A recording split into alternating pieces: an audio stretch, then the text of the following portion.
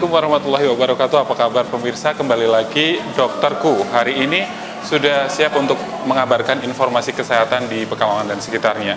Tumbuh kembang anak atau rehabilitasi tumbuh kembang terhadap anak sekarang ini memang kasusnya semakin meningkat ya, baik ini di Jawa Tengah ataupun di Kota Pekalongan. Namun seiring dengan hal tersebut, upaya yang dilakukan dari orang tua ataupun pihak medis untuk menjaga dan mengetahui langkah yang tepat untuk mengatasinya, ini pun semakin meningkat. Seperti apa untuk pelayanan rehabilitasi dan tumbuh kembang anak di Rumah Sakit Umum Daerah Bendan Kota Pekalongan? Ini dia kita sajikan untuk Anda, tetap di Dokterku, jaga sehat sebelum sakitmu.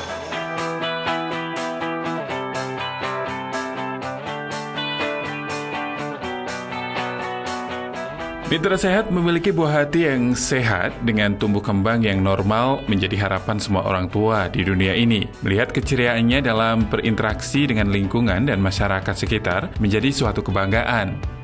Namun jangan kita putus asa jika diberikan amanah yang lebih istimewa. Buah hati yang tumbuh kembangnya butuh perhatian khusus. Di Dokterku Jaga Sehat Sebelum Sakitmu, hari ini kita sengaja akan informasikan seperti apa poliklinik rehabilitasi dan tumbuh kembang anak di RSUD Bendan Kota Pekalongan bersama Dr. Yulianti.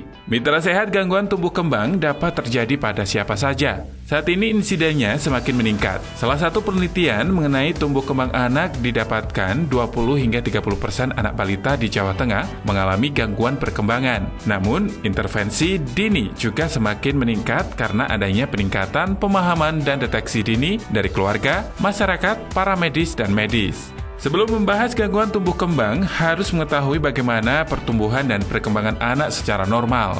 Pertumbuhan anak adalah meningkatnya ukuran fisik tubuh anak berupa perubahan ukuran, besar atau jumlah, bersifat kuantitatif sehingga dapat diukur, seperti lingkar kepala, tinggi badan, dan berat badan.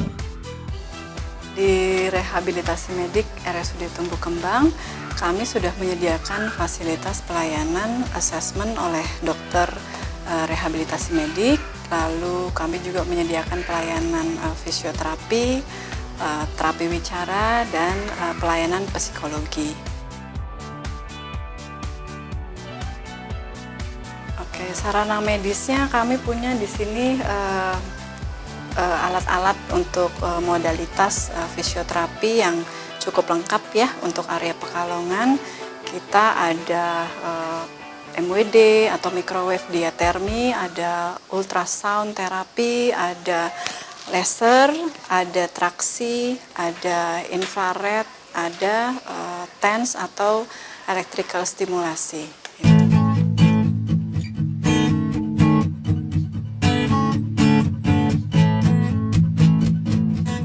Ciri khas anak yang selalu tumbuh dan berkembang sejak saat pembuahan sampai berakhirnya masa remaja, pertumbuhan dan perkembangan merupakan dua proses yang berbeda, namun saling berkaitan satu sama lain.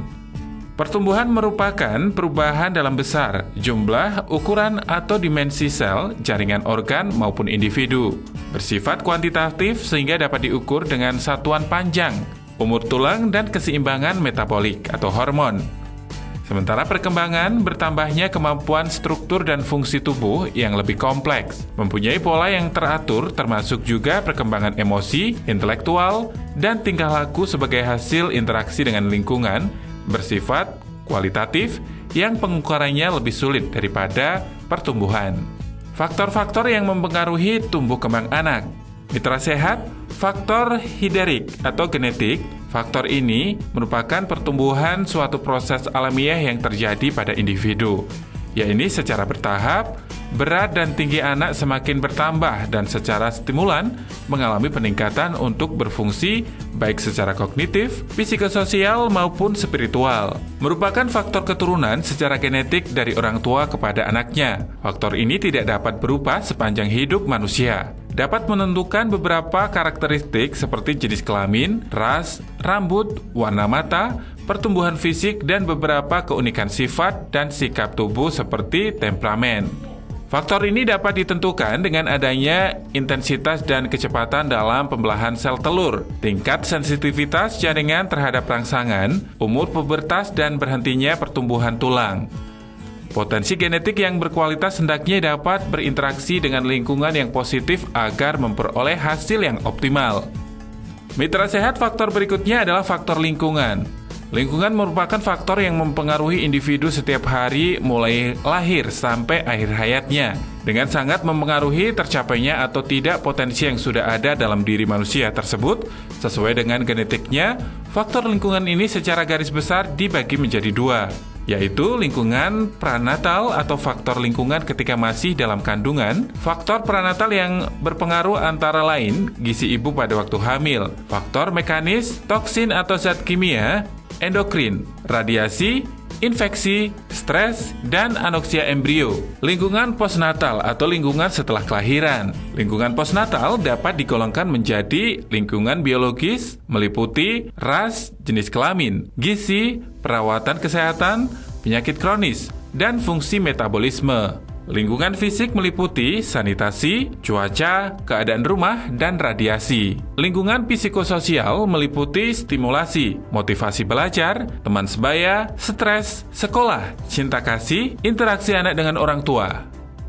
Sedangkan lingkungan keluarga dan adat istiadat meliputi pekerjaan atau pendapatan keluarga, pendidikan orang tua, stabilitas rumah tangga, kepribadian orang tua. Selanjutnya yaitu faktor status sosial ekonomi. Dapat berpengaruh pada tumbuh kembang anak. Anak yang lahir dan dibesarkan dalam lingkungan status sosial yang tinggi cenderung lebih dapat tercukupi kebutuhan gizinya dibandingkan dengan anak yang lahir dan dibesarkan dalam status ekonomi yang rendah. Faktor lainnya yaitu faktor nutrisi. Nutrisi adalah salah satu komponen penting dalam menunjang kelangsungan proses tumbuh kembang. Selama masa tumbuh kembang, anak sangat membutuhkan zat gizi seperti protein, karbohidrat, lemak, mineral, vitamin, dan air. Apabila kebutuhan tersebut tidak dipenuhi, maka proses tumbuh kembang selanjutnya dapat terhambat. Faktor kesehatan. Status kesehatan dapat berpengaruh pada pencapaian tumbuh kembang. Pada anak dengan kondisi tubuh yang sehat, percepatan untuk tumbuh kembang sangat mudah. Namun sebaliknya, apabila kondisi status kesehatan kurang baik, akan terjadi perlambatan.